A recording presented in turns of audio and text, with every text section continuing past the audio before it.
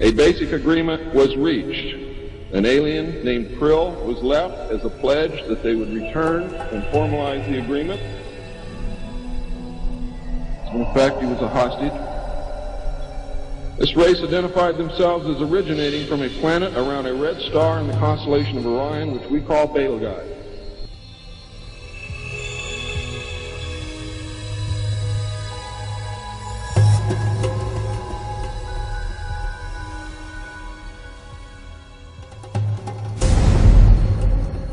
Betelgeuse is a red super-duper giant and one of the largest and most luminous stars known. Astronomers believe that Betelgeuse is only a few million years old, but has evolved very rapidly because of its extreme high mass. Due to its age, astronomers also believe that Betelgeuse may become a supernova within the next millennium.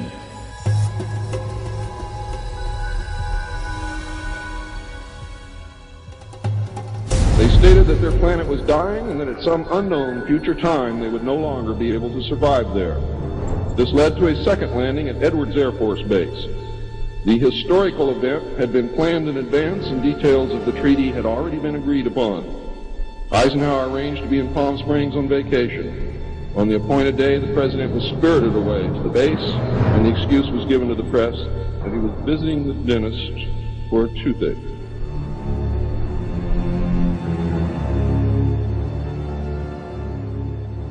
President Eisenhower met with the aliens and a formal treaty between the alien nation and the United States of America was signed. We then received our first alien ambassador from outer space. His name and title, and I know it sounds ridiculous, but it's absolutely true. His name and title was His Omnipotent Highness Krill, pronounced Krill, spelled K-R-L-L-L or C-R-L-L-L. In the American tradition of disdain for royal titles, he was secretly called Original Hostage Krill, or O.H. Krill, so that Americans would not have to say, Your Omnipotent Highness. You should know that the alien flag is known as the trilateral insignia. It looks like a TP with two circles on either side of the T and one hole running straight down the middle.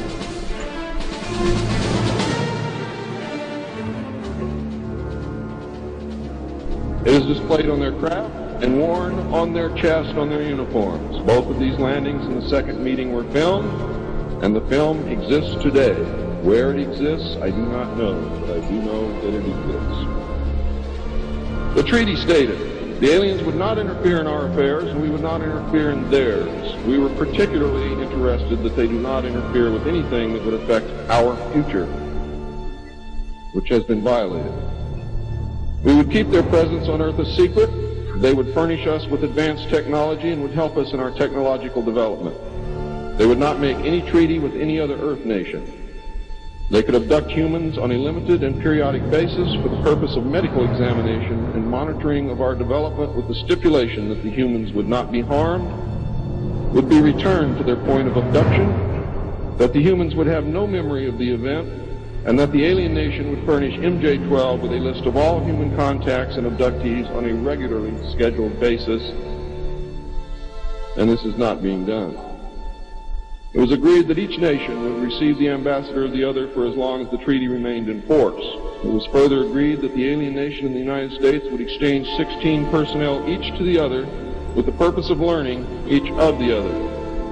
The alien guests would remain on Earth, and the human guests would travel to the alien point of origin for a specified period of time, then return, at which point a reverse exchange would be made. I have no knowledge whatsoever of what happened to those original 16 humans who left the Earth with the aliens. It was also agreed that bases would be constructed underground for the use of the alien nation, and that 2 bases would be constructed for the joint use of the alien nation and the United States government. The base at Dulce is one. The base at S4 in the area known as Area 51 or Dreamland is the second. Exchange of technology would take place in the jointly occupied bases. These alien bases would be constructed under Indian reservations in the four corners of Utah, Colorado, New Mexico, and Arizona, and one would be constructed in Nevada in the area known as S4, located approximately 7 miles south of the western border of Area 51, otherwise known as Greenland. All alien areas are under complete control of the Naval Department, and all personnel who work in these complexes receive their checks from the Navy. Construction of the bases began immediately, but progress was slow until large amounts of money were made available in 1957, and in the meantime work continued on the Yellow Book with the information derived from the guests.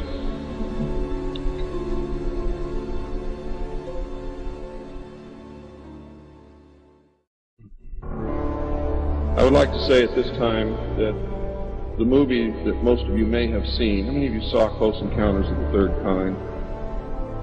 That movie was absolutely true. Those events did take place. Not exactly as you saw them, not in the place where you saw them take place, but there was a landing, there was an agreement, there was conversation, there was an exchange of personnel made.